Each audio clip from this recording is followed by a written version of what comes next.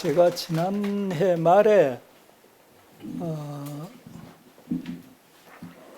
제가 벌써 한 1년 동안 1년 이상 매주 토요일 촛불 시위에 나가고 있습니다. 제가 그 촛불 시위에 지식인, 종교인 네트워크라고 하는 게 있습니다. 그래서 그 민주사회를 위한 지식인, 종교인 네트워크, 그래서 민사네라고 하는 그런 모임이 있습니다. 거기에서 그 매달 한 번씩 강의가 있습니다. 그리고 여러분들이 유의해 보시면은 민사네 논평이라 해서 일주일에 하나씩 나옵니다. 이 시국 논평이 나오는데 아주 예리하게 나옵니다. 거기에서는 이제 논평도 내고 그 다음에 한 달에 한 번씩 강의도 있고 그런데 그 강의에서 이걸 좀 강연을 해달라 그래요. 그래서 그게 어디 신문이나 어디 다른 데 난 모양입니다. 그래서 우리 김요한 대표님께서 저를 들어 식민주의 사관 어디에서 강의를 했는데 그거 좀 강의해 주십시오. 그래서 그런데 그게 별로 재미가 없는 내용이에요. 여러분들이 오늘 들어보면은 별로 재미가 없는 내용인데 그 1시간 귀한 분들 모시고 그냥 재미도 없는 거 얘기하는 것보다는 다른 거 조금 하고 그 다음에 이 식민주의 사관에 대해서 얘기했으면 좋겠다. 그래서 지난번에 2번에 걸쳐서 그 강의가 있었습니다. 그리고 이제 마지막 강의에 해당하는 식민주의 사관 문제인데 준비하다 보니까 1시간에 도저히 소화가 안 되는 그런 내용이에요. 제가 학교에서 강의할 적에는 이 식민주의 사관 이런 것 가지고 한 학기는 아니지만은 100분 강의로 그저 한 5, 6회 정도 강의를 한 것 같습니다. 그렇게 하면 대충 이제 이 내용까지도 얘기를 하는데 1시간에 그걸 정리한다는 게 그리 쉽지 않아요. 더구나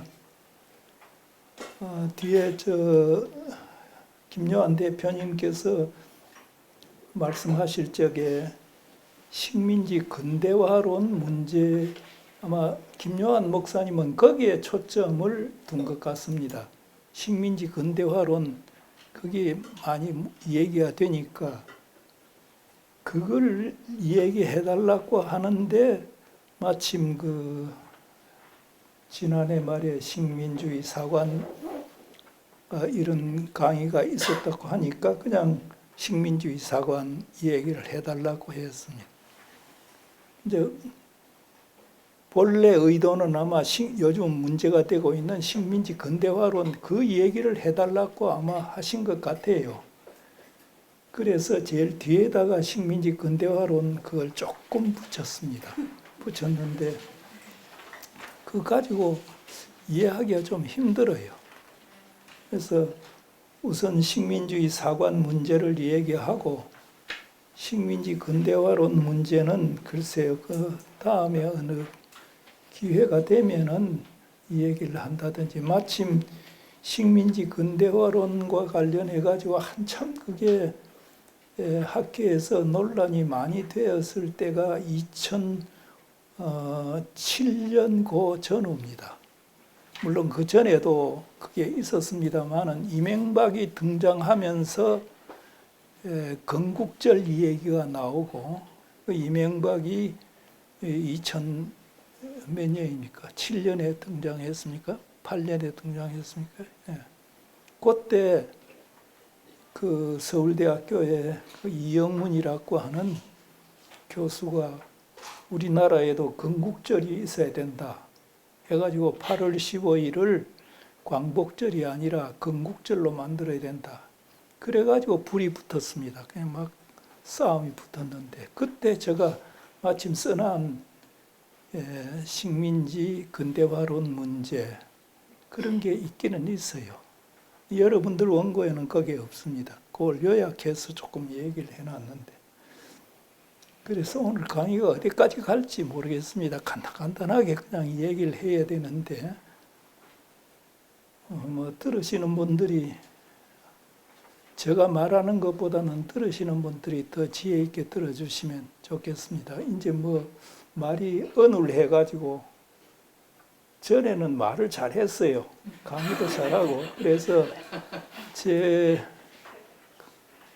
1990년대 그 전후 해가지고는 가끔 그 서울 시내에 있는 그 신문들에서 그 학교에서 강의 잘하는 사람 이래가지고 한 번씩 나왔어요. 근데 제가 동아일보도 나오고 중앙일보, 한국일보 하여튼 몇 군데 강의 잘하는 사람으로 그렇게 나온 적이 있습니다. 같은 해 나온 건 아니고 있는데 지금은 말하는 것도 단어 지금 끄집어내는 것도 힘들고요.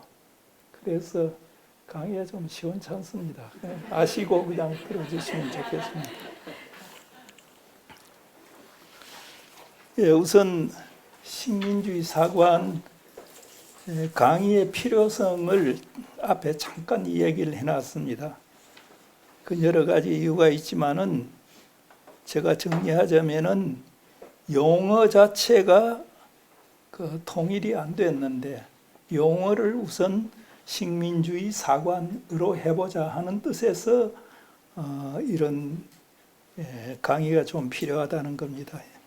옛날에 보면 반도사관이란 말, 식민사관, 식민지사관 그러다가 그 뒤에 식민주의 사관이라는 말이 나오고 물론 이거는 이미 돌아가셨습니다마는 그 서강대학 교수로 오래 계셨고 1963년에 한국사 실론이라는 개설서를 내신 분이 있는데 그 개설서가 우리나라 국사학계 개설서에 아주 획기적인 혁명을 일으킨 그런 책입니다. 그리고 개설서에 나오는 서문이 좀 길어요. 거기에 이 식민주의 사관에 관한 얘기를 해놨습니다.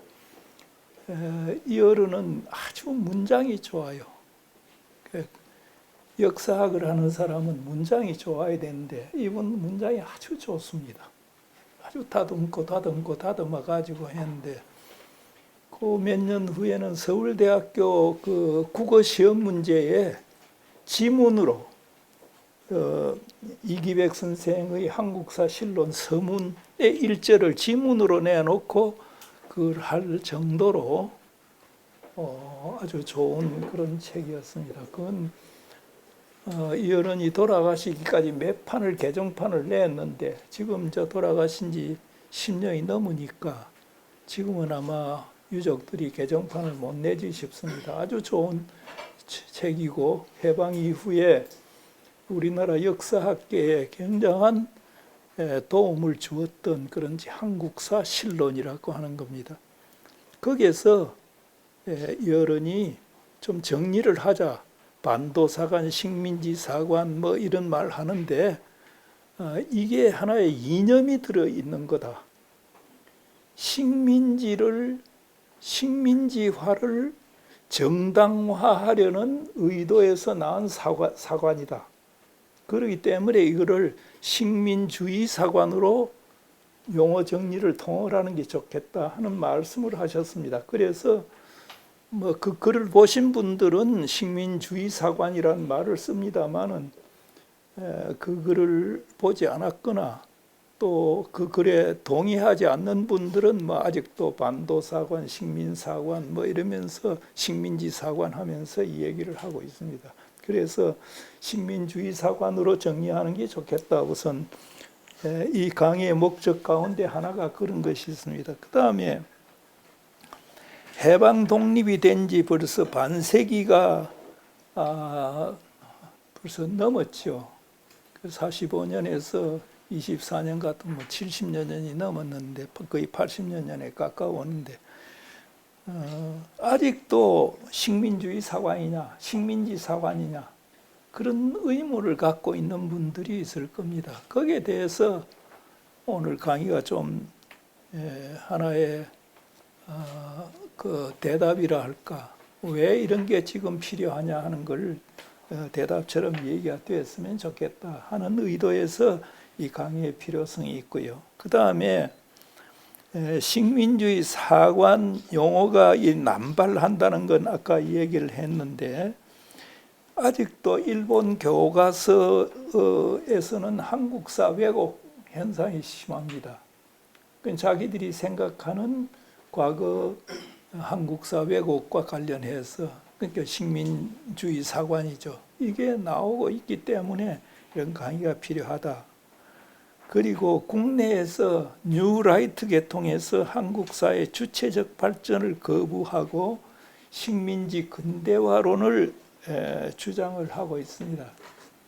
지금에 와서는 제가 학계를 떠났기 때문에 어느 정도 지금 학계에서 논란이 되는지 그건 잘 모르겠습니다. 그러나 하여튼 2000년대, 그러니까 2006년, 7년 이때는 식민지 근대화론과 관련해 가지고는 아주 학계에서 전쟁이 붙어 가지고 그랬습니다. 그래서 이런 게 정리가 안 됐으니까 식민지 근대화론도 따지고 보면 이 식민주의 사관과 관련이 있기 때문에 강의할 필요가 있다, 이런 얘기입니다. 그리고 식민지 근대화론 쪽에서 얘기합니다마는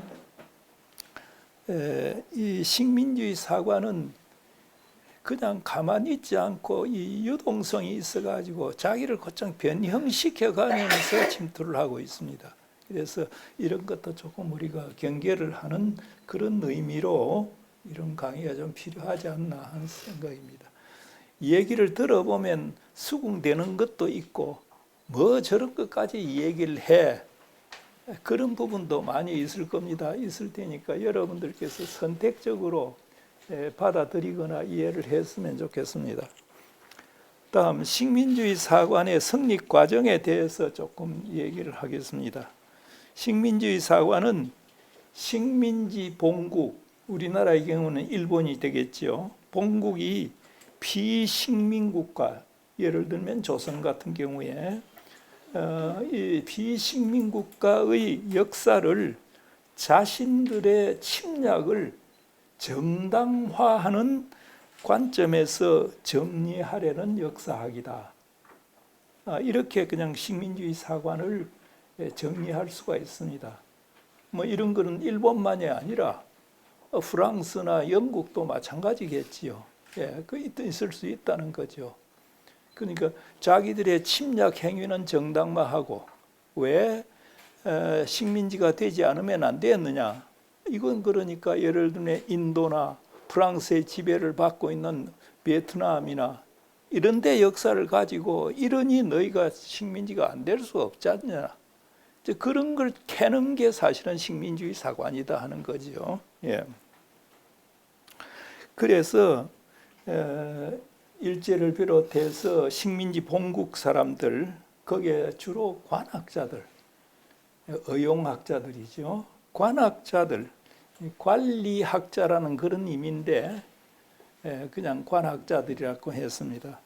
이들을 동원해 가지고 그들의 일본의 경우 한국 침략과 강점을 합리화하고 정당화하려는 목적에서 한국사를 정리 서술해서 하나의 역사관으로 이념화시킨 것이 식민주의 사관이다, 이렇게 말할 수 있습니다.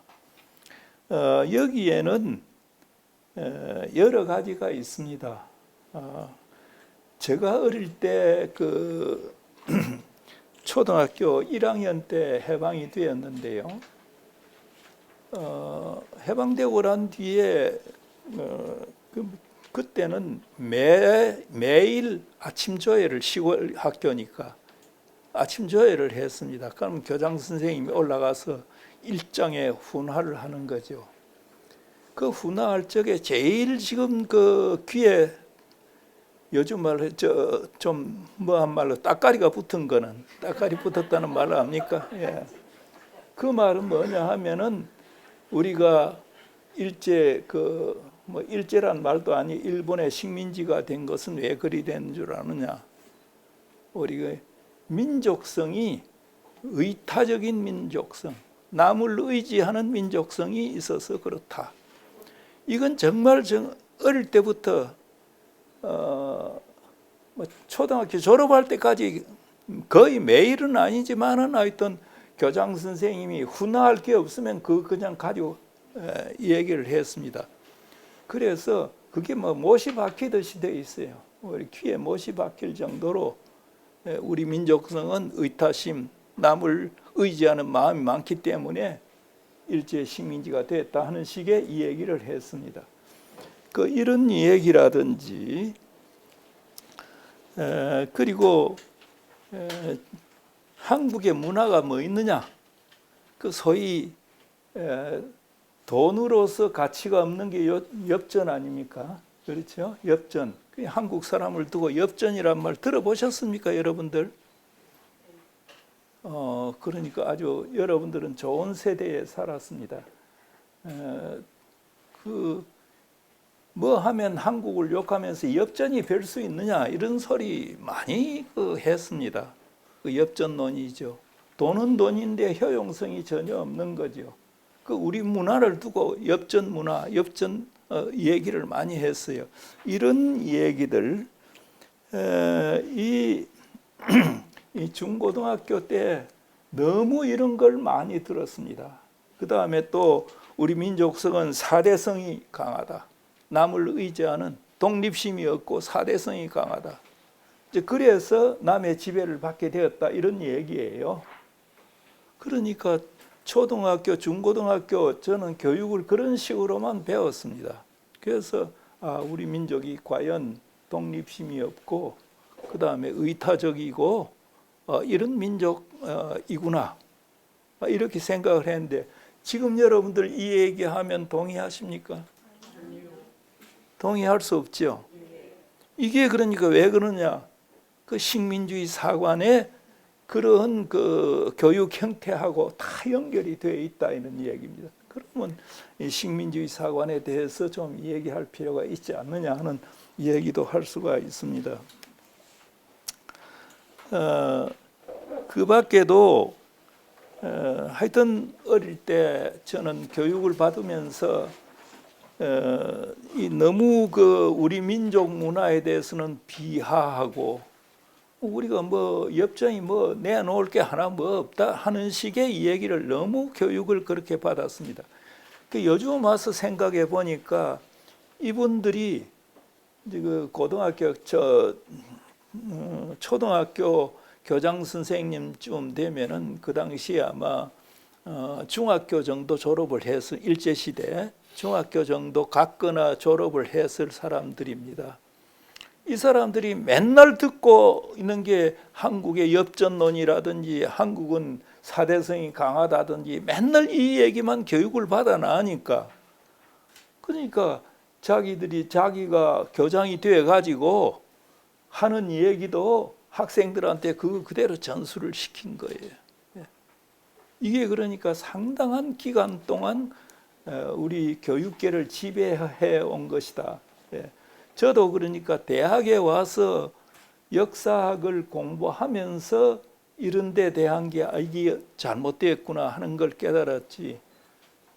아마 사학과에 안 갔으면 상당한 기간 동안 뭐 일제가 남긴 그런 유산에 대해서 그대로 수긍하고 받아들였을 것이다 이런 생각을 하게 됩니다. 그러면 식민주의 사관의 종류는 어떤 게 있느냐? 만선사관, 만선은 이제 벌써 어려운 용어들이 나옵니다. 만선사관, 만주조선사관, 이걸 만선사관으로 이렇게 정의를 합니다. 거기에 기초한 타율성 이론. 타율은 자율의 반대 아닙니까? 우리 역사를 타율에 의해서 이루어졌다. 타율에 의해서 이루어지니까 독립적이 아닌 거죠. 예, 타율성 사관, 정체성 이론. 정체라고 하는 건 뭡니까? 앞으로 나아가지 않고 정지되어 있는 것, 체에 있다는 것, 정지되어 있고 체에 있는 것. 여러분들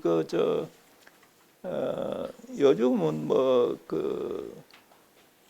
소화제가 너무 발전하고 또 음료수도 뭐 웬만한 건 그냥 다 씻어 내리니까 그 합니다만은 우리는 어릴 때 명절 때 되면 다 그냥 명절 때 되면 다 체했어요. 그때까지 그냥 잘 못 먹다가 명절 때 떡 좀 주면 그냥 막 먹고 그 이제 소화가 안 되니까 소화 안 되는 그걸 뭐라 그러면 체한다 그러죠. 예. 정지되어 있고 체함, 체도 내려가지 않고 뭡니까 정지 상태에 있는 걸 체라 그러는데 정체성 이론. 그 말은 뭐냐면 고상하게 말해서 그렇지 조선의 문화나 조선의 그러니까 역사는 발전이 없고 정체되어 있는 나라였다. 그게 정체성 이론입니다. 그 하나는 타율성 이론은 뭡니까? 독립이 안 되고 완전히 남의 지배하에 있었다는 그런 기고, 정체성 이론은 사회 발전이 없었다 하는 그런 얘기입니다. 예.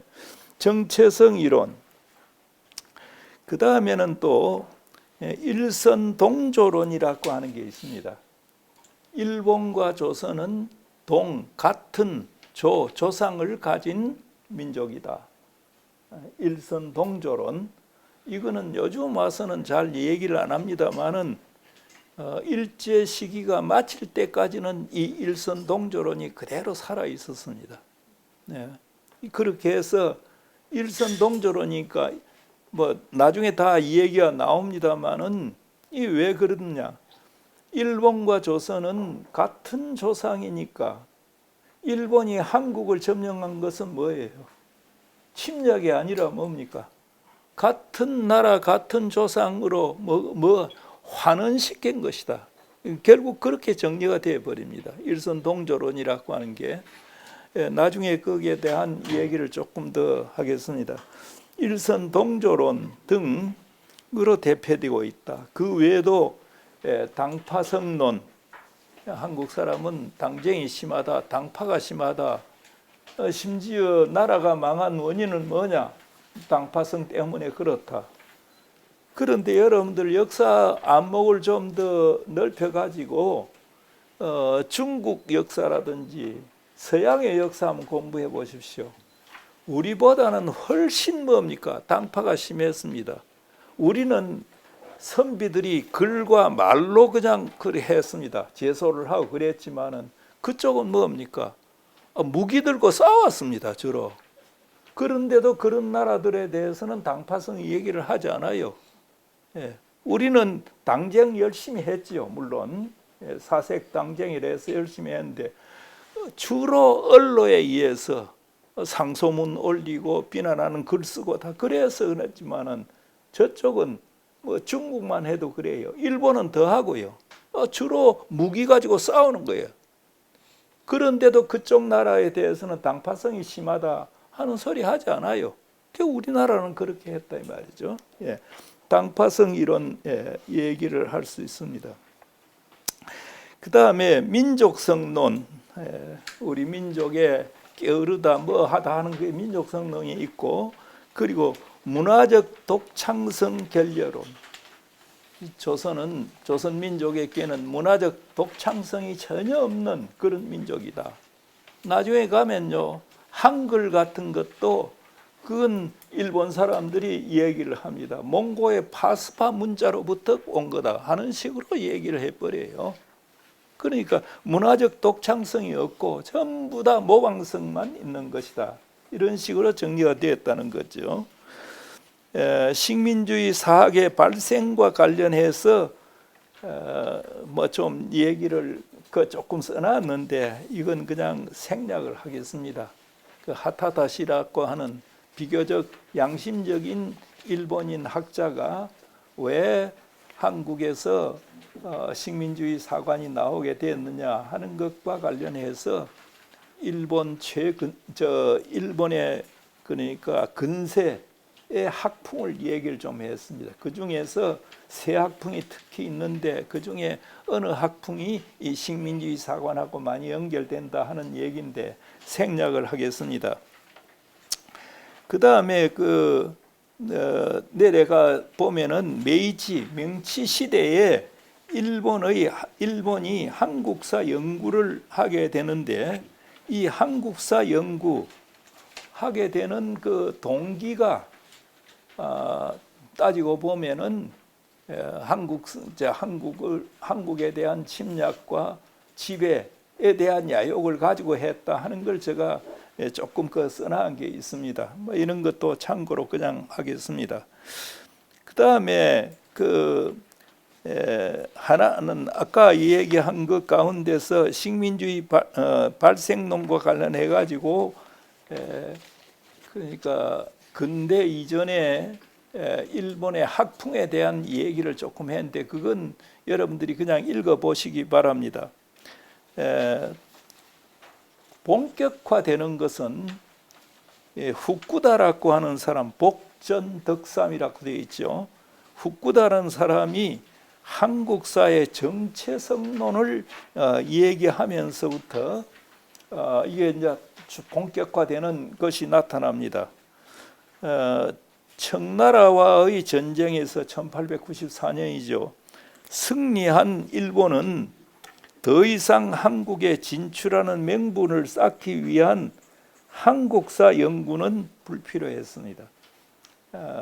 그 전에는 한국에 진출하기 위해서 그루터기, 그러니까 어떤 그 비빌 언덕을 만들기 위해서 한국사에 대한 연구를 조금씩 했습니다.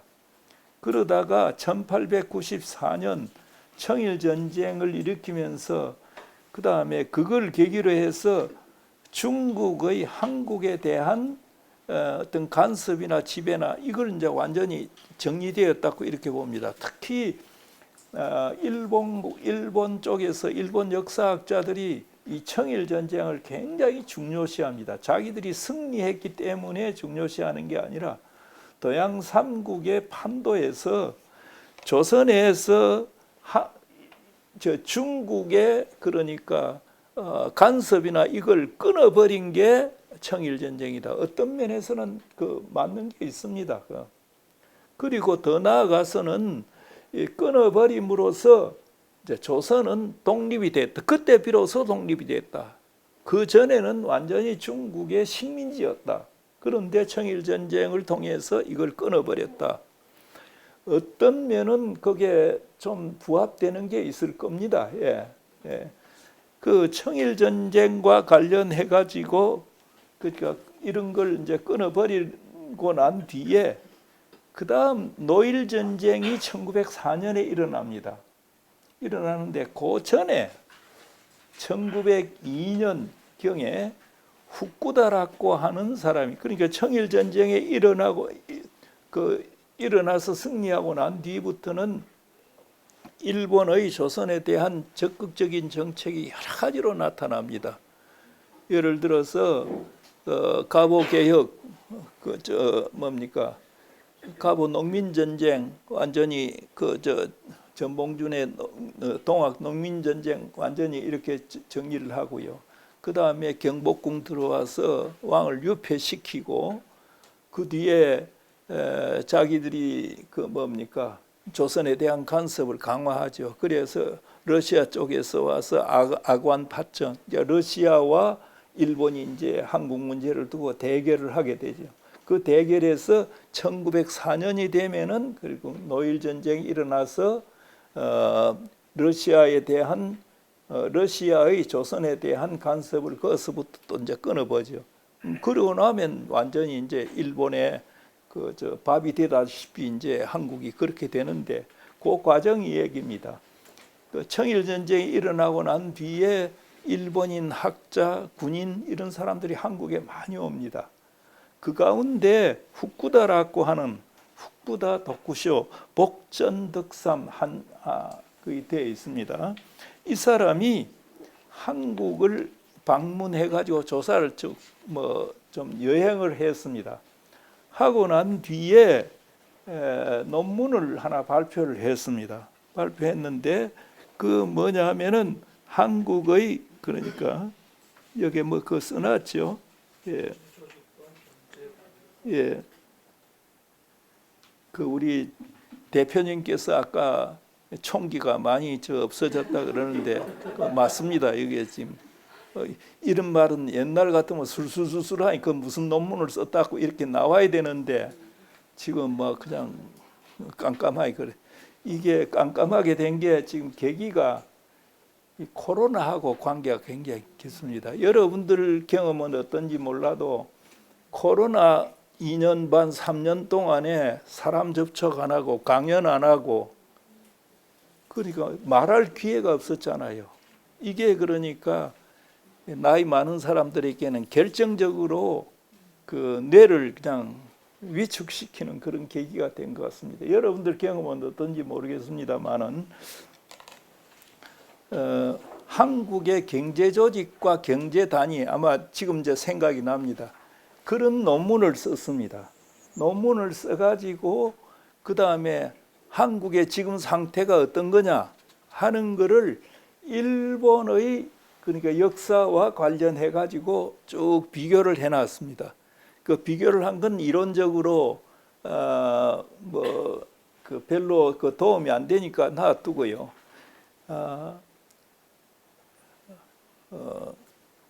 그걸 요약하면 어떤 내용이 되느냐 하면은 자기가 와서 시찰한 그 한국이 20세기 초입니다. 1902년에 왔으니까 20세기 초의 조선의 사회 경제 상태가 일본의 그러니까 일본의 그 봉건 사회 단계에도 오지 않은 고대 노예제 상태에 있었다. 이건 좀 어려운데요.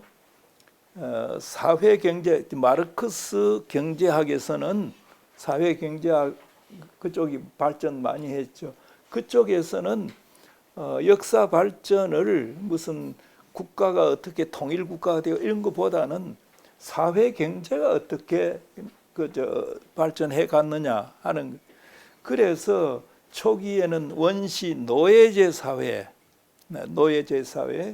그 다음에 중세 고대 노예제 사회, 그 다음에 중세 봉건제 사회, 그 다음에 근대 자본주의 사회, 그리고 현대 사회주의 사회 이런 식으로 그 사회주의 막시즘 경제학에서는 그렇게 정리를 하고 있습니다. 그 역사를 보는 그 한 축입니다만은 그 사람들의 그건 단순히 왕조사가 어떻게 했다고 시대가 어떻게 변했다 이런 것보다는 그 사회를 형성하고 있는 백성들, 사람들의 처지가 어떻게 되었느냐 하는 걸 가지고 정리를 하다 보니까 원시 사회는 그 고대는 노예제 사회다. 노예와 그다음에 노예를 부리는 사람들 이것과의 관계에서 이루어졌다. 그다음에 중세 사회는 특히 이제 유럽의 경우는 중세는 봉건제 사회다. 봉건제라고 하는 거는 국왕이 있고 그다음에 국왕이 밑에 신하 좀 힘 있는 신하들에게 봉해진 토지죠. 그 토지를 이렇게 나눠 줍니다. 나눠 주고 그 토지에 의해서 매개 관계가 이루어집니다. 그래서 전쟁이 일어난다면은 밑에 있는 봉신들이 군대를 내어 가지고 그 다음에 국왕을 지켜주고 그렇게 하는 거죠.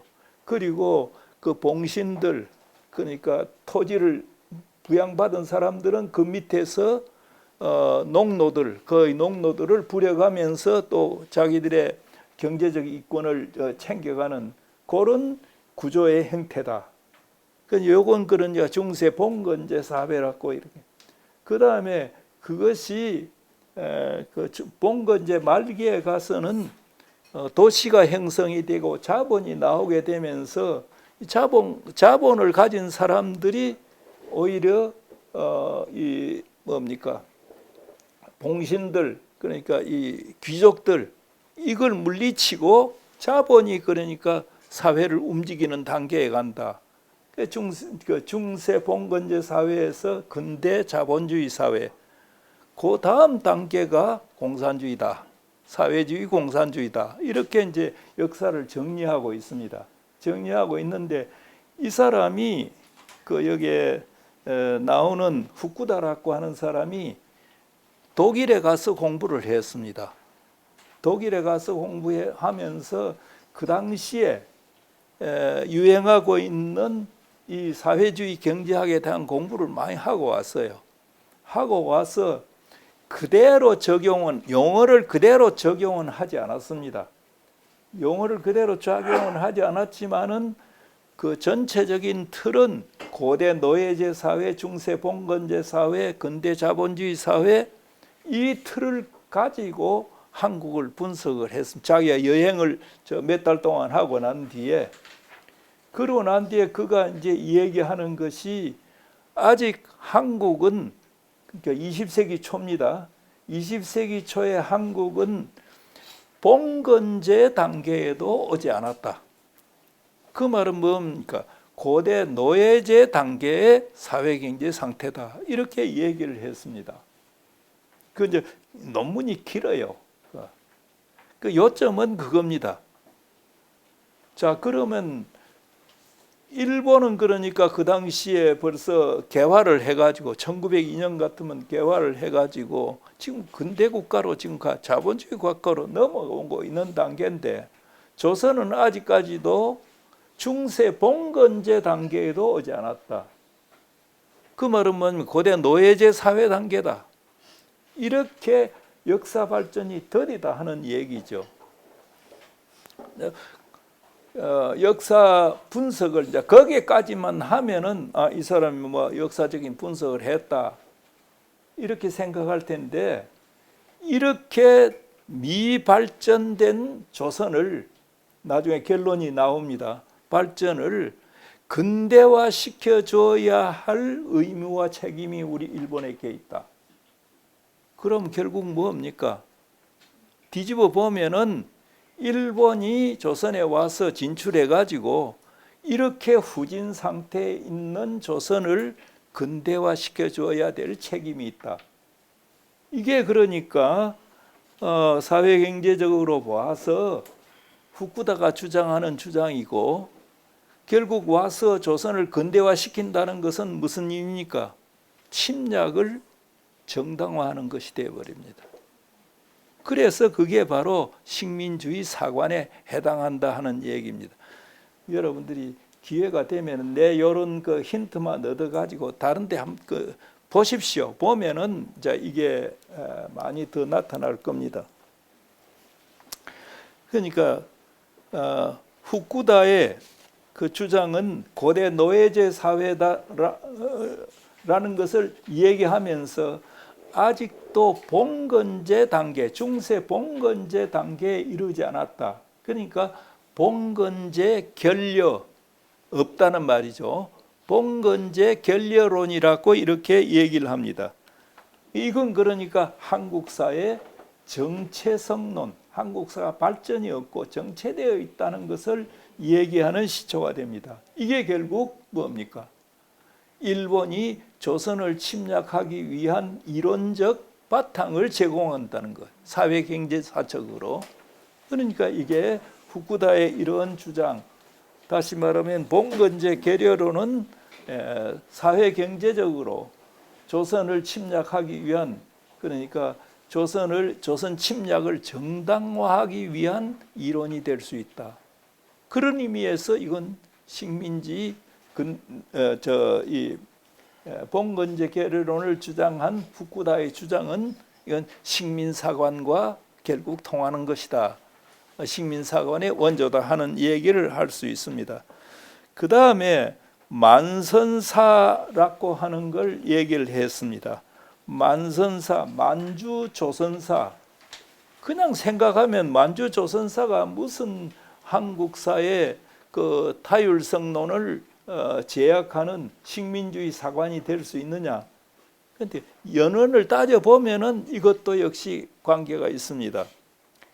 만주조선사, 처음에 일본이 조선에 와서 그 1894년 그다음 청일전쟁을 물리치고 그다음에 여동반도를 얻죠. 그리고 그 청일전쟁을 통해서 그 국부를 많이 쌓아가게 됩니다. 그러면서 만주에 진출하게 되고 만주에 진출하면서 그다음 만주사 공부를 많이 합니다. 만주사 공부를 하는데 만주사 공부를 왜 하느냐? 뒤에 이제 여러 문헌들을 보면은 만주를 중국사에서부터 분리시킨다는 겁니다. 분리시킴으로써 뒤에 중국이 만주에 대한 지배권 내놔라 이 소리 못하도록 만들겠다는 거예요. 그리고 그 만주사를 그냥 독자적으로 두지 않고 그걸 조선 반도사와 합칩니다. 그러면 만선사, 만주 조선사니까 만선사가 이루어집니다. 만선사가 그냥 그리 들으면은 뭐 그런 것도 가능하겠다 생각하실지 모르겠지만은 만선사라고 하면 조선사의 독자성이 없어집니다. 역사학에서 조선사라고 하는 독자성이 없어지고 만주와 조선이 하나로 합쳐짐으로써 한국사의 독자성이 없어진다 하는 얘기입니다. 그 뭐 자세한 걸 좀 써놨는데 제가 기억력도 하고 우리 김요한 목사님께서 잘 말해 줘가지고 제가 이 엑스큐즈를 조금 설명을 안 하고 지나가도 아주 그냥 제가 편하게 그렇게 되었습니다. 예. 만선사가 이제 이루어지면서 거기에서 그치지 아니하고 만주에서 일어난 그 조선의 역사들 있지 않습니까? 고구려, 발해 이거를 조선사로부터 또 분리시켜 버립니다. 하여튼 이 역사 장난하는 거 보면요, 이놈들 그 장난하는 거 보면 참 그 주일날 저주하는 말은 예 그렇습니다. 예 그런 것도 그러니까 식민주의 사관 성립의 중요한 동기다 하는 겁니다. 그 내용은 다음에 가서 좀 나오니까 그 왜 어떻게 일어났느냐 하는 얘기만 지금 하고 있습니다. 그 다음에는 일선동조론이라고 하는 게 나옵니다. 아까도 조금 얘기했는데 일본과 조선은 같은 조상. 이걸 이제 좀 더 말하면 동근론이라고 뿌리 근자를 쓰기도 합니다. 동근론. 그리고 동원론이라고도 합니다. 원 근원 원자를 써서 일선 동원론, 일선 동조론, 일선 동근론 다 같은 얘기입니다. 이걸 얘기를 해요. 일선 동근론을 얘기하면 이게 왜 이 식민주의 사관이 되느냐? 일본과 조선은 그러니까 그 전까지는 외놈하고 조선은 완전히 다르다라고 생각을 했어요. 조상도 다르고 이건 다 다르, 인종도 다르고 이렇게 생각했는데 지금 이 사람들이 와서 여러 가지 증거를 갖다 대면서 예를 들면 당군도 뭐 갖다 붙이고 일본의 조상들도 갖다 붙이고 이래가지고 일본과 조선은 동원 같은 근원을 가졌다. 동근 같은 뿌리를 가졌다. 동조 같은 조상을 가졌다. 같은 말이에요. 그거 다. 예. 이걸 주장함으로써 어떻게 되느냐? 조선과 한국은 그러니까 원래 뭐예요? 출발이 같은 조상, 같은 근원에서부터 출발했다. 그러면 이제 조금 더 설명을 부연하면 지금 이렇게 둘로 나누어져 있는 것은 이거 비정상적인 거다. 그렇잖아요. 그럼 일본이 조선을 침략해서 지배를 하게 되는 것은 결국 뭡니까? 원래 한 조상, 한 근원, 한 뿌리로 뭡니까? 환원하는 거예요. 침략이 아니에요. 이런 식으로 정리를 해버립니다. 이게 여기에서 그치는 것이 아니고 뒤에 그게 나오는지 안 나오는지 모르겠습니다만 뒤에 나오더라도 또 뭐 반복을 하죠. 예. 여기에서 그치는 것이 아니고 일선 동원론, 동근론, 동조론은 그 다음에 한국 사람들이 나중에 그 뭡니까 군대도 나가고 그래 나가잖아요.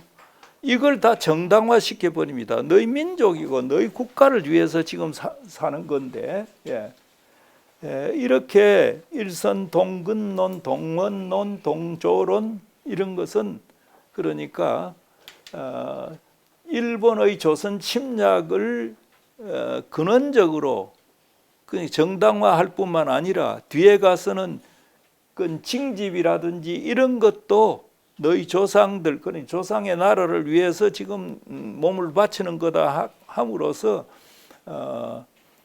이런 일본을 위해서 복무하는 이걸 자체를 그러니까 정당화시키는 단계까지 갔습니다. 아직도 야스쿠니 신사에는 우리나라 사람으로서 2차 대전에 희생당한 23,000명 이상의 조선 청년들 위패가 거기에 있습니다. 그 돌려달라 그래도 안 돌려주고 있어요. 이런 이론적인 것이 다 뭡니까? 이거하고 관계가 있다는 얘기를 하겠습니다. 자, 그러면은 강론에 들어가서 지금 제가 뭐 설명을 대충 다 했는데 강론에 들어가서 그럼 타율성론이 어떤 거냐, 그 다음에 정체성론이 어떤 거냐 하는 게 좀 더 자세하게 얘기를 했습니다. 그러니까 식민주의 사관의 출발로서 이런 것이 있었다라고 제가 얘기를 했고, 거기에 대한 강론에 해당하는 것을 세 번째 타율성 이론 혹은 타율성 사관이라고 하는 곳에서 얘기를 해놨습니다. 중복될지 모르겠습니다만은 조금 보겠습니다. 한국사의 타율성론은 뭐냐?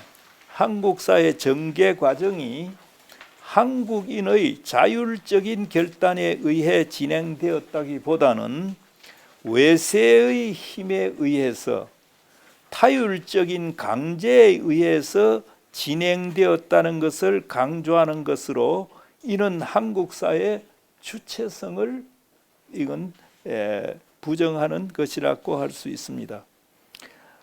이걸 위해서 한국 고대사에서부터 타율적인 요인이 있는가를 일본은 검토를 합니다. 그래서 결국 당시에 우리가 많이 전부터 주장해왔던 당군은 우리의 조상이다 하는 것, 당군은 역사적 사실이 좀 희미하다. 그러니까 당군 부정해버립니다. 당군 부정해버리고 난 뒤에 그 다음에 조선의 시조가 아니라 처음에 해당되는 게 뭐냐? 기자조선 나옵니다. 기자는 누구냐? 은나라 말기의 현인으로서 조선에 와서 왕로로 됐다고 돼 있다. 여러분들이 이 말 하니까 뭐가 탁 꺼지요. 그 다음에 기자조선을 멸망시키고 난 게 뭡니까? 위만조선이에요. 위만조선은 춘추전국 시대 위만이 지금 북경 근처에서 조선에 망명 와가지고 위만조선을 세웠다. 그러면 결국 기자조선이나 위만조선은 뭡니까? 조선에 있는 어떤 독자적인 시족이 일어난 게 아니라 외세에서부터 들어온 거예요. 이걸 또 이제 같이 문화 발전 단계하고도 또 정리를 합니다. 문화 발전 단계를 얘기할 적에는 맨 처음에 원시 사회에서 그다음 석기 시대를 얘기하죠. 석기 시대도 구석기 시대와 신석기 시대. 그 다음에 뭡니까? 청동 시대. 그 다음에 철기 시대. 그 문화 발전을 위한 그러니까 문화적 소재지요. 문명의 소재와 가지고 얘기할 적에 석기도 구석기와 신석기. 그 다음에 청동기. 그 다음에 철기. 오늘날 시대는 뭐라고 봐야 됩니까?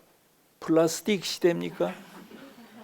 중요한 거는 뭐 다 철기가 다 하고 있죠. 아직까지 우리는 철기 후기가 될지 모르겠습니다. 그렇게 되는데 일본 사람들이 이제 한국에 와서 이를 보면서 물론 구석기 시대는 얘기를 한 적이 없어요. 구석기 시대는 정확하게 구석기 시대의 그 표본을 가지고 정리한 분이 연세대학교 손보기 선생님이라고 원래 한국사를 공부해 가지고 미국에 가서 뭡니까 그 석기가 아니라 아이고 이런 걸 뭐 예? 고고학? 예, 고고학을 죄송합니다. 고고학을 거기에서 공부를 했습니다. 공부해 가지고 그다음에 6.25 사변 이후에 여러 그걸 하다가 그다음에 우리나라의 구석기 시대가 있었다는 것을 이분이 그 정리를 했습니다. 그 제자 가운데 이융조라고 하는 교수가 있습니다. 지금 저 충북대학 교수로서 은퇴를 했는데 그분은 그 근처에 있는 구석기 유적을 많이 발굴했습니다. 발굴해서 성과를 많이 이제 거두었는데, 이 석기 시대와 관련해 가지고 그 독자적으로 구석기, 신석기, 청동기, 그 다음에 철기로 내려오는 이게 정상적인 건데 조선은 그렇게 안 됐다는 거예요. 그래서 조선의 시기를 보면 석기 시대에서 그 다음에 금석병용기 들어보셨죠? 금속기와 석기가 같이 사용된다. 그래서 금석병용기입니다. 이게 하나 집어넣었습니다. 저희는 어릴 때 공부할 적에 금속병용기가 이게 식민주의 사관하고 연관된다는 생각을 전혀 못했습니다. 아니 사실이 그런가 보다 이렇게 생각했는데 그 말은 뭐냐면 금속기와 석기가 같이 사용되는 시기 있을 수 있잖아요. 그대로 받아들일 수가 있습니다. 그러나 이게 의도성을 가지면은 그게 굉장한 뭡니까 그 사상이라 할까 주의 주장을 거기에 넣을 수 있습니다. 석기를 사용하고 있는 그 시기에 그 사람들이 고민을 해가지고 다시 금속기를 발명했다 하면은 그건 역사 발전이 그대로 되는 거죠. 그런데 이 사람들이 그걸 그렇게 말하지 않고 석기를 사용하고 있는 미개 사회에 중국에서부터 금속기를 사용하는 사람들이 들어와 가지고 그래서 금석병용기가 이루어졌다. 이렇게 되면 좀 달라지지 않습니까? 결국 그러니까 발전된 중국 문화가 들어와서 조선의 뭡니까? 조선의 이 미개한 석기 문화를 지배한다든지 뭐 하는 게 되지 않습니까? 그럼 금석병용기는 경우에 따라서 사실을 얘기할 수도 있지만은 경우에 따라서는 발전된 민족이 그 다음에 후진된 민족을 지배하는 그 사회로도 통한다는 거죠. 그래서 이걸 이제 강조를 합니다. 그러니까 저도 뭣도 모르고 그냥 역사 강의하면서 이런 얘기를 많이 했는데 이 좀 속을 알고 난 뒤부터는 그 금석병용기란 말을 잘 쓰지를 않습니다. 물론 그런 요소가 있겠지요. 그런 요소가 자체 내에서 석기를 사용하다가 금속기를 개발할 청동이나 이런 걸 개발해 가지고 나갈 수 있습니다. 그 역사 발전이죠. 그러나 일본이 얘기하는 금속병용기 설정은 그게 아니에요. 그게 아니고 발전된 민족, 그러니까 중국이죠. 중국이 들어와서 금속기, 청동기나 철기를 사용함으로써 그 다음에 미개한 토착민들은 석기를 사용하고 그래서 금속병용기가 이루어졌다. 이런 식으로 보았습니다. 금속병용기설이라든지 그 다음에 아까 기자 위만 얘기했죠. 이거 또 중국 사람들이 와서 지배를 했다 하는 이렇게 함으로써 그 조선에서의 그 타율성 그러니까 역사가 이루어졌다는 걸 강조를 했습니다. 그 맨 위에 두어서는 안 될 게 단군이에요. 우리는 단군 조선이 있었는데 그 다음에 그 뒤에 뭐 이렇게 됐다 하는데, 그러니까 단군은 보니까 역사적으로 실증할 수 있는 존재가 아니다. 그렇기 때문에 야사에나 나오는 단군이다. 삼국유사 그 단군조에 보면 그 나오지 않습니까? 하늘에 환웅이 있고 그 다음에 환인, 환웅 있었는데 그 환웅이 내려와서 그 다음에 웅녀와 결혼을 하고 거기에서 난 게 단군이다. 그 단군이 나라를 세워서 2000여 년간 다스렸다. 뭐 그렇게 되어 있습니다. 그렇게 되어 있는데 이거를 신화니까 이건 부정해 버립니다. 부정해 버리니까 단군의 근거가 없어지는 거예요. 없어지면서 단군은 그러니까 이건 신화에 해당하는 것으로서 역사에 정식으로 넣을 수 없는 거고, 그렇다면은 조선은 그러니까 기자와 위만 같은 중국인들이 들어와서 세워준 그 식민지 국가나 마찬가지다. 식민지 단계 국가로서 출발한 것이다. 이렇게 이제 정리를 해 나간 겁니다. 남의 역사를 그렇게 해서 안 되는 거죠. 예. 그 다음에 일본의 경우도 마찬가지입니다. 그러니까 일본이 초기에 조선에 들어와서 신공황후라고 하는 분이 조선을 정벌을 했다. 그리고 그 뒤에 일본이 조선을 쳐서 주로 경상도 지역입니다. 그 지역에 임나일본부라고 하는 것을 만들었다. 임나일본부가 아주 번창할 적에는 그러니까 이 오늘날의 산팔도성까지는 아니지만은 경기 북부 이 지역의 남쪽은 그러니까 외가 지배를 하고 북쪽은 중국이 지배하는 그런 그러니까 비정상적인 국가였다 하는 걸 얘기를 합니다. 그 임나일본부에 대해서는 요즘 그 실체가 이건 분명하지 않다 하는 게 나왔고요. 그리고 북한의 김석형이라고 하는 옛날에 일제시대 경성제대를 졸업한 분입니다. 그리고 해방 후에 북한으로 가서 북한의 그 평양 그 김일성 대학의 교수도 하고 그런 분인데 그 아들이 지금도 있습니다. 제가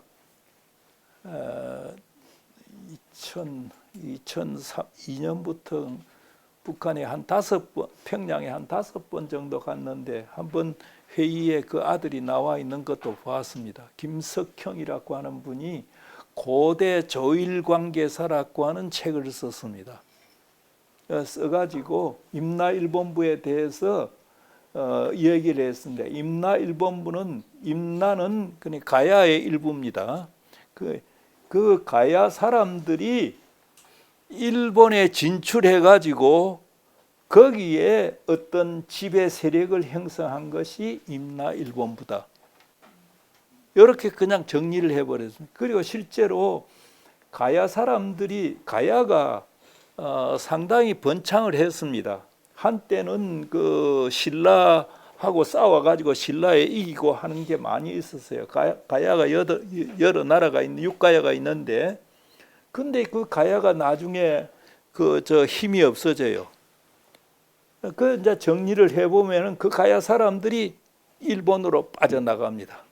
그 일본에 가서 지배 세력이 돼 갔거든. 그래서 천황 가운데서는 지금 백제 후예도 있고 뭐 가야 후예도 있고 뭐 그렇지 않습니까? 예. 그래서 그러니까 이 김석형 씨 얘기대로 한다면은 가야 쪽이 일본에 건너가서 거기에 일본 그러니까 이 지배 세력을 그 정부를 만든 게 그게 임나일본부다. 일본이 조선에 와서 일본에 그걸 만든 게 아니다 하는 식의 정리를 했습니다. 그 김석형 선생의 고대 조일 관계사에서 임나일본부를 얘기했을 적에 일본의 충격이 고대사 충격이 굉장히 컸습니다. 그 학자들한테서는. 그 다음에 좀 내려가겠습니다. 그 이제 타율성론 얘기하면서 지금 이런저런 얘기를 지금 하고 있습니다. 그 다음에 아까 만선사관 얘기를 했는데 그건 뭐 그 정도에서 거쳐도 될 것 같습니다만은 만선사관 그러니까 만주와 조선사관 그러니까 조선사의 그 독자성을 없애버리고 그 다음에 만주에서 일어난 나라들 고구려나 발해나 이런 나라 이게 오히려 한반도를 지배하는 그런 세력으로 되었다. 그러니까 압록강 두만강 이남의 그 조선의 독자성 같은 것을 굉장히 무시해 버리려고 한 그런 측면이 있다 하는 걸 얘기했습니다. 그 만선사관과 같은 특수한 사관에서도 나타납니다만은 그러니까 타율성론은 이 사대주의론 우리 사대주의 많이 얘기하죠. 사대주의론 그 다음에 한국사의 반도적 성격 이런 데서도 그들이 이론화시킨 그런 이론들 가운데서도 한국사의 타율성론은 나타난다는 것입니다. 사대주의론은 뭡니까? 사대주의는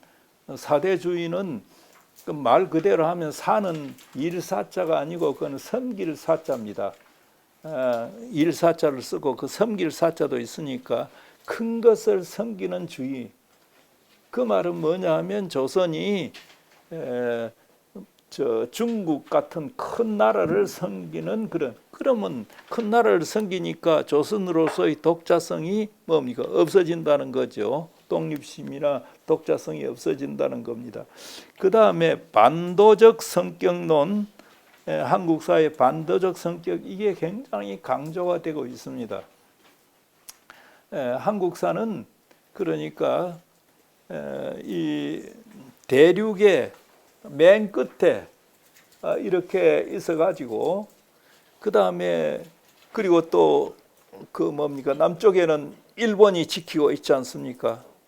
그러니까 이쪽에서 올라오는 세력 지금 우리 인식하고 틀린 것은 아닙니다만은 우리 인식은 그렇더라도 뭡니까 독자성 독립성을 얼마든지 유지할 수 있다는 건데 그 반도적 성격론은 이쪽에서 치고 올라가는 세력이 있고 위에서부터 내려오는 세력이 있으니까 조선은 뭡니까?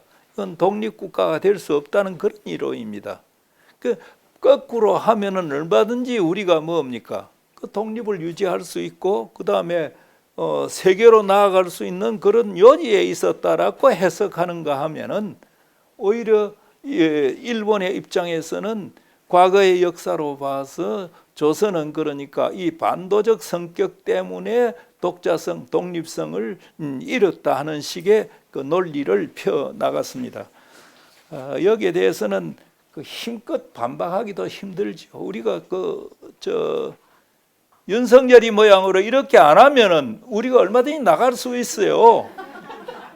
그 지레 겁을 내 가지고 지금 나라를 이렇게 쪼그라들게 만들고 죄송합니다.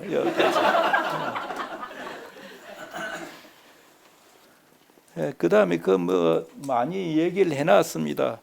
그 타율성론을 주장한 사람 가운데 미시나 쇼우에이라고 하는 삼품 창령이라고 하는 사람의 얘기를 해놨는데 조선사 개설이라고 하는 1941년에 나온 책입니다.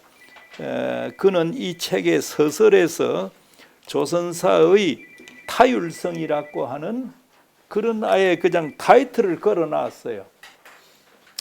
제목을 버젓이 내걸고 한국사의 성격을 부수성은 남에 붙어가지고 따라가는 부수성, 그 다음에 주변성, 중심이 아니라 주변성, 달인성, 그러니까 이웃이 설린이 아니라 남을 침략을 당하는 많은 이웃들, 이걸 가진 성격으로 규정을 했습니다.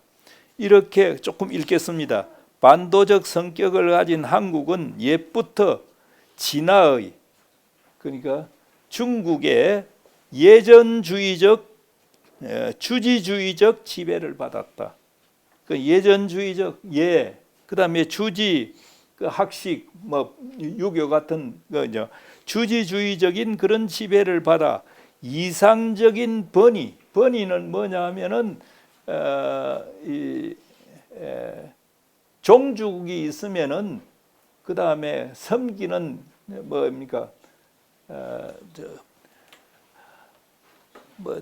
바로 식민지라고는 할 수 없지만은 봉건 제후와 같은 그런 나라입니다. 번이국.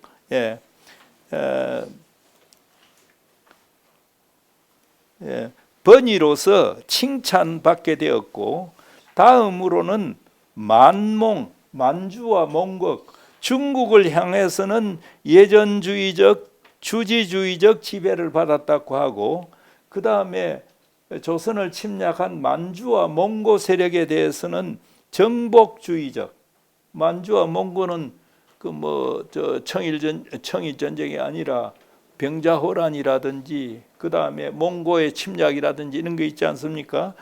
정복주의적, 그리고 주의주의적 의지를 가지고, 그러니까 조선을 지배하는 그런 힘을 가지고 조선을 지배하는 주의주의적 침략을 받았으나, 그동안의 침략을 정리를 그렇게 했습니다. 이 사람이. 그리하고 난 뒤에 그것은 정치와 문화를 수반하지 않은 힘만의 정복이었다고 지적한, 그리고 이런 반도적 성격은 소위 사대주의라는 한국사의 성격을 형성하게 만들었다라고 봅니다. 그러면서 일본이 이제 조선을 지배한 것과 관련해서 이렇게 설명합니다. 그 미시나 쇼우에이는 산품 창령은 그가 쓴, 그러니까 조선사 개설이라고 하는 책에서 이렇게 사대주의적 타율적인 역사를 전개해온 한국이 일본의 정에 안겨서, 정 뭡니까? 정을 준다 하는 정이죠. 정에 안김으로써 타율적인 반도의 역사를 극복할 수 있다고 했습니다. 바로 여기에 한국사를 타율적인 것으로 규정한 식민사관의 의도가 있습니다. 일본이 타율적인 한국사를 극복토록 하기 위해서 이때까지 타율적인 역사를 전개해 온 한국의 역사, 이것을 극복하기 위해서 이 땅에 누가, 일본이 왔다는 거예요. 왔다면 그들의 한국 침략과 지배는 한국의 역사를 통해 정당화될 수가 있었다. 그들이 내세운 한국의 역사를 통해서 그들의 조선 침략과 지배를 정당화시킬 수가 있었다. 그게 그 인용을 해놨는데 최후의 일본이다라고 하는 그 인용이 있습니다. 그 여러분들 한번 읽어 주시기 바랍니다. 그 다음에 좀 한참 있는데 만선사관 반도적 성격 뭐 하면서 있는데 이건 그냥 생략하고 넘어가겠습니다. 식민주의 사관 가운데 중요한 것이 처음에 타율성 사관, 한국의 독자적인 독립성을 부정한 것이 그 타율성 사관이라면은, 그 다음에 한국사의 발전을 더디게 한 게 정체성 이론이라고 하는 겁니다. 정체성 이론 또는 정체성 사관이 있습니다. 앞에서 조금씩 제가 이야기했기 때문에 여러분들이 조금 이해는 하고 있을 겁니다만은, 정체성 이론은 한국사가 정치 권력의 변화에도 불구하고 사회 경제적인 측면에서는 변화와 발전이라는 것을 엿볼 수 없는 정체된, 정체가 뭡니까? 발전되지 않고, 그건 정은 정지했다, 체는 체하는 거죠. 정지하는 것은 앞으로 못 가고, 체하는 거는 뭡니까? 아래 위로 움직이지 못하는 정체된 역사를 온존시켜 보존시켜 왔다는 것으로서, 이는 한국사의 내재적인 발전을 부정할 뿐 아니라 일본의 한국 강점을 정당화하는 논리로서 활용되었다는 비판을 면치 못합니다. 여기에 관해서 좀 많이 써놨습니다. 많이 써난 내용은 뭐냐 하면은 일본이 와서 일본 전에는 조선은 봉건제 단계에도 이르지 못했는데 처음에 뭡니까? 고대 노예제 사회, 그 다음에 중세 봉건제 사회, 그 다음에 근대 자본주의 사회 이렇게 발전한다면은 일본이 한국에 와서 1902년 아까 말한 후쿠다가 이 조선의 간에서 여행을 하고 여행기를 썼다고 그랬지 않습니까? 그 여행기 속에서 한국은 아직까지도 봉건제 단계에도 이르지 못. 그 고대 노예제 사회 단계다. 그런데 일본이 들어와서 발전시켜 줌으로 말미암아 오늘날 근대 자본주의 사회로 넘어갈 단계다. 그러면은 그게 사실이라고 한다면 한국사로서는 굉장히 좋은 거죠. 안 그렇습니까? 아직 고대 노예제 사회를 유지하고 있는데 중세 봉건제를 뛰어넘어 가지고 근대 자본주의 사회로까지 일본이 와서 만들어 줬다면 그 굉장한 거지요. 예. 그러나 이게 사실과 다르다는 거죠. 이제 여기에 하려면은 한국 사람들이 한국 역사학자들이 여기에 반론을 어떻게 제시했느냐, 식민지 이제 근대화론과 관련된 이 얘기를 해야 됩니다. 그러나 여기에서는 그건 정리를 제가 안 했습니다. 예,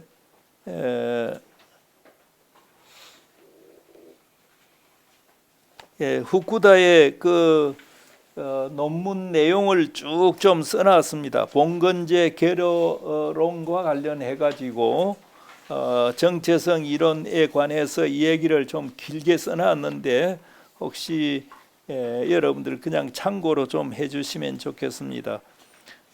그리고 중간에 쭉 좀 내려가서 일본이 조선에 와서 어떤 역할을 했느냐 하는 것과 관련된 우리들 일본 민족은 아무런 봉건적 교육과 이를 바탕으로 하는 경제 단위의 발전을 이룩하지 못한 한국과 한국인에 대해서 그 사람의 지금 논문 가운데 있는 겁니다. 예. 그 부패 세망의 극치에 달한 민족적 특성을 근저에서 소멸시키고 조선의 민족적 특성을 근저에서부터 소멸시켜 그 다음에 일본에 자기에 동화시켜서 자연적 명운과 의무를 갖는 유력 우수한 문화의 중대한 사명에 임하는 자가 아닐까. 자기 스스로 그러니까 조선을 근대화시킬 수 있는 그런 능력 또는 그런 지도를 할 수 있는 자가 아닌가. 자기 스스로를 그렇게 말을 했습니다. 후쿠다가 1902년에 아까 말씀드린 대로 그 논문을 통해서 조선은 아직까지도 봉건제 단계에도 이르지 못한 이렇게 후진된 나라다라고 하는 걸 얘기하고 난 뒤에 이제 일제시대가 들어서서 한국사의 정체성 이론은 더 발전을 합니다. 그 뒤에 경성제국대학이 1922년에 생기고 일본인 교수들이 많이 와가지고 그 다음에 연구를 하면서 이 이론들을 이제 심화시키기 시작했습니다. 거기에는 그러니까 여러 사람들이 있죠. 특히 주목할 사람들은 경성제국대학 교수였던 시카다 사방박이라고 하는 사람이 있습니다. 제가 이분이 그러니까 일제시대 그 경성제국대학 교수였기 때문에 서울대학교 규장각 도서가 있습니다. 그 가면은 우리 학생 때 가서 좀 이리 보기도 하고, 물론 대학원생 때 가서 이리 보게 보면 문헌을 읽다가 이제 표시해 놓은 게 들어 있지 않습니까? 여러분들도 저 책을 읽으면서 뭐 이렇게 꽂아 넣고 그렇게 하죠. 거기에 보면 이 사방박 씨가 사방박 시카다라는 사람이 공부를 굉장히 했어요. 그 꽂아 놓은 게 많아요. 그 사람. 조선의 문헌을 보고 그 다음에 그 꽂아놓은 게 많아요. 굉장히 그 공부를 해서 공부를 많이 해도 그 방향이 틀려 버리면은 그게 좀 그렇게 되지 않겠습니까? 예. 하여튼 시카다시가 해방 이후에 돌아가서도 조선사에 관해서 논문을 많이 쓰고 그렇게 했습니다. 학자로서 굉장히 우수한 분이고 열심히 공부한 사람으로 이렇게 봅니다. 그 다음에 거기에 시카다와 모리타니 가츠미 등의 경제사학자들에 계승되면서 식민지 지배를 합리화하는 식민주의 사관의 핵심으로 이 사람들이 등장하게 되었습니다. 조금 띄어가지고 시카다는 사방박이라는 사람, 시카다는 정체성 이론과 관련해서 조선에 있어서의 근대 자본주의의 성립 과정 1933년에 쓴 겁니다. 그리고 해방 후에는 구례의 옛날부터 내려오는 조선 사회의 역사적 성격에 취하여 대하여라는 그런 말입니다. 조선 학보라고 하는 일본에서 나오는 학보가 있습니다. 여기에 이런 논문 등을 쓰는데 이들 논문에서 구례의 옛날부터 내려오는 한국 사회는 발전이라고는 볼 수 없는 정체된 사회라고 규정을 했습니다. 그리고 한국이 근대화, 즉 자본주의화하는 것은 일본 자본의 영향과 혈맥에 의해서 이루어졌다. 이런 식으로 정리를 했습니다. 그러니까 한국 사회 정체성 논자들이 지금 한국의 역사를 어떻게 보았느냐 하는 것이 나타납니다. 조금 몇 줄 내려가겠습니다. 시카다의 견해에 따르면은 한국의 자본주의화는 일본, 즉 외국의 자본과 일본의 자본과 일본인의 기술 능력에 의해서 순수히 타율적으로 이루어진 것이며 그 이유는 개항 당시 한국 내에서는 자생적인 자본의 축적도 없었고 기업적 정신도 없었으며 자본주의의 형성을 희망하는 사정과 그것을 필연케 하는 조건이 모두 결여되어 있었기 때문이다라고 했습니다. 따라서 일본은 몇 줄 또 내려가겠습니다. 따라서 일본은 한국에서 근대적인 산업과 인프라스트럭처 그리고 학교와 각종 시설을 설비해서 한국의 문명화를 도왔다는 것으로 결론나게 되었습니다. 그러니까 지금 이 얘기하고 있는 것이 뭡니까? 정체성 이론입니다. 정체성 이론을 주장을 하는데 한국은 이렇게 정체되어 있었는데 일본이 들어와서 뭡니까? 학교도 세워주고 공장도 세워주고 이렇게 해서 오늘날 한국이 그렇게 좀 일제시대부터 이렇게 발전하게 되었다 하는 것이 정체성 이론의 결론입니다. 이 말은 뭐냐 하면 그들의 조선 지배와 침략을 뭡니까? 침략과 지배를 정당화하는 이론이다 하는 겁니다. 그 타율성 이론도 아까 이 얘기를 했습니다. 요거 알았으면 여러분들 강의 그냥 더 안 들어도 됩니다. 식민주의 사관에 관해서는. 그 밖에도 당파성론, 제가 처음에 좀 얘기했죠. 한국이 왜 망했느냐? 그건 사색 당쟁 때문에 망했다. 그리고 이제 당쟁 연구를 많이 했어요, 이 사람들이. 해가지고 그렇게 조선이 망한 이유는 이 사색 당쟁 때문에 그랬는데, 그러면은 우리가 좀 더 역사를, 중국의 역사는 어땠느냐? 중국 송나라 같은 거 여러분들 보십시오. 북에서 여진과 거란이 내려오는데 뭐 싸움을 해가지고 많습니다. 그 다음에 저 유럽의 역사를 보십시오. 얼마나 전쟁이나 싸움, 내분이 많습니까? 그런 거는 이 무슨 그 사색 당쟁에 해당되는 그런 어떤 관점을 가지고 평가하지 않습니다. 그 싸움한 것도 내적인 발전을 위해서 잘한 거다 하는 식으로 정리를 하지만은 유독 우리에 대해서는 그 우리나라 사람들은 주로 필설로 그렇게 하죠. 싸움을 하죠. 물론 그러다가 이제 지면은 뭐 유배 가고 사약 마시고 그런 경우도 있습니다만은 총칼 가지고 덤벼들면서 그렇게는 뭐 2개 반정 외에는 그게 없잖아요. 여하튼 그렇게 정리를 했다는 것 그렇게 이해를 해주시면 좋겠습니다. 그 다음에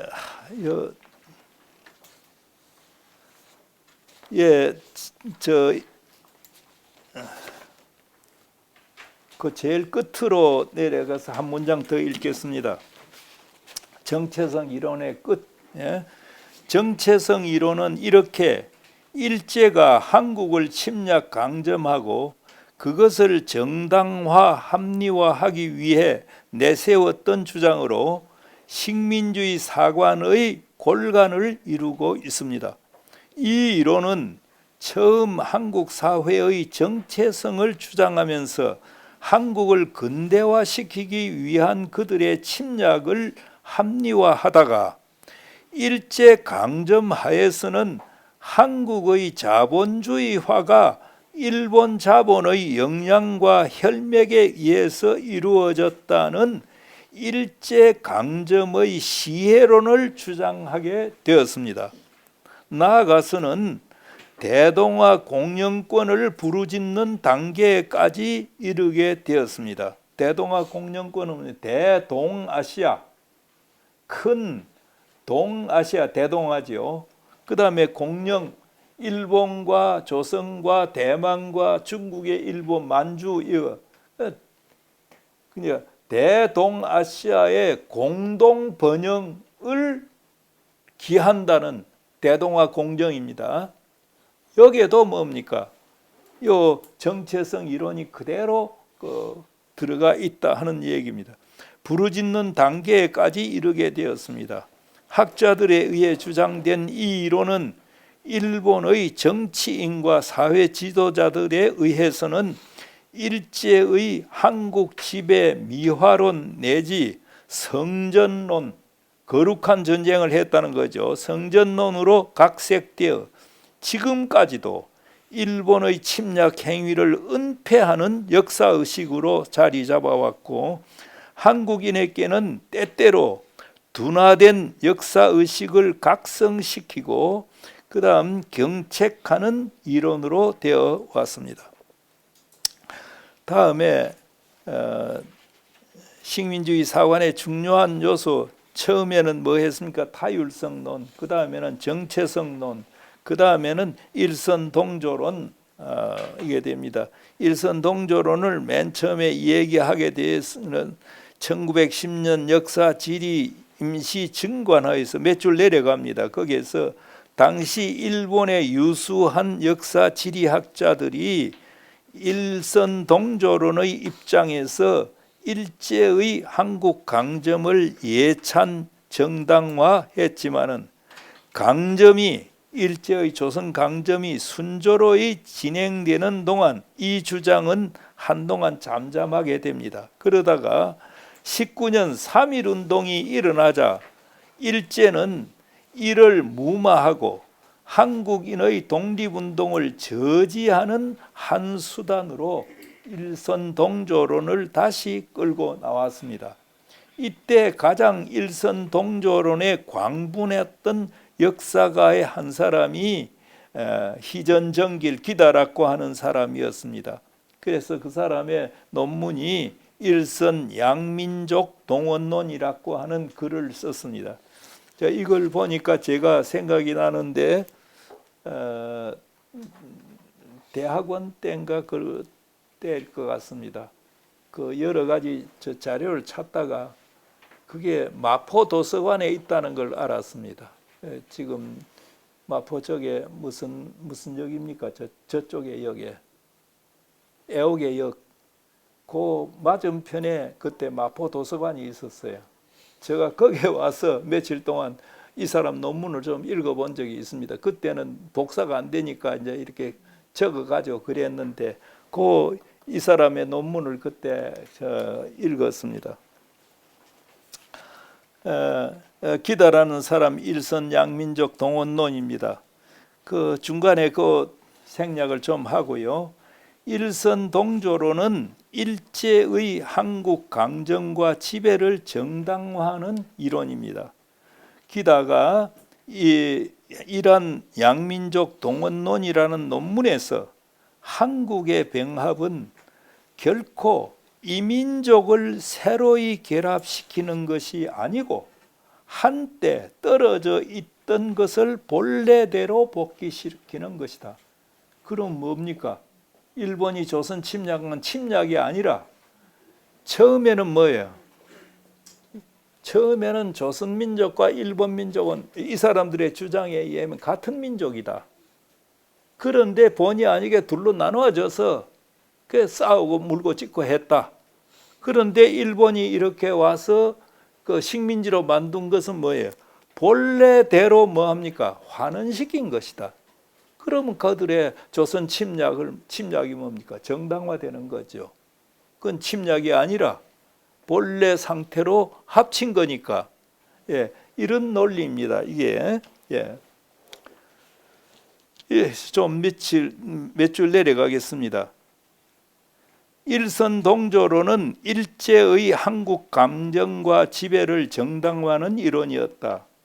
기다가 그다음 제가 읽었습니까? 이란 양민족 동원론이라는 논문에서 한국의 병합은 결코 이민족을 새로이 결합시키는 것이 아니고 조금 전에 읽었습니다. 예, 그다음 두 패러그래프 내려가서 일선 동조론은 일제의 한국 수탈을 강화하기 위한 내선 일체의 동원이 되었습니다. 내선 일체는 들어보신 적이 있죠. 내는 뭡니까? 일본을 말하고 선은 조선입니다.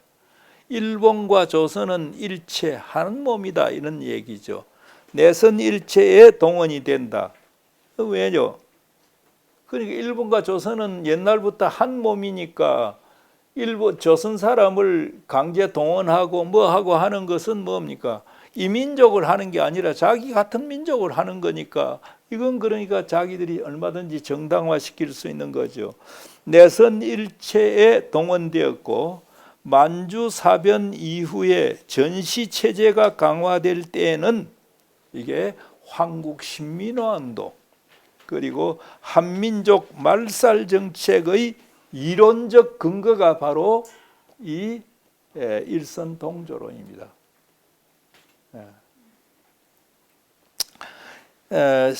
자, 이제 거기에 대한 결론이 되겠습니다. 거기에는 없습니다만 제가 쓴 것. 식민주의 사학의 요점은 정체성론, 타율성론, 일선 동조론 등으로 큰 틀에서 정리할 수가 있습니다. 그 밖에 당파성론은 결국 조선이 당파가 심해서 결국 망했다 하는 얘기입니다. 당파성론, 문화적 독창성의 결여론, 조선의 문화가 독창적인 게 전혀 없다. 전부 다 중국에서 몽고에서 온 것이다. 심지어 한글도 뭐라 그러느냐면 몽고의 파스파 문자에서부터 온 것이다. 이렇게 정리를 해버려요. 그러니까 한국 문화는 독창성이 전혀 없다. 그리고 이제 사대주의론 이런 것으로 정리할 수가 있습니다. 식민주의 사관 청산의 문제 이거는 여러분들이 그냥 읽어보시면 되겠습니다. 여기에 대해서 해방 후에 몇몇 학자들이 이야기하다가 이기백 교수께서 아까 말씀하신 대로 한국사 실론이라는 데서 식민주의 사관이 어떤 거냐 하고 정리를 하면서부터 그때부터 사실상 불붙기 시작했습니다. 제가 57년에 대학에 들어갔다가 59년부터 2년 동안 군대 생활을 하고 61년에 나왔습니다. 61년 나와가지고 이 책이 63년에 나왔는데 그때 이 책을 읽었을 적에 그 마음속에 오는 감동, 굉장했습니다. 비로소 그때부터 식민주의 사관이 어떤 것이고 식민주의 사관에 대한 청산의 문제 이런 것들이 비로소 나타나게 되었다 하는 것을 여기에 쭉 좀 써놨습니다.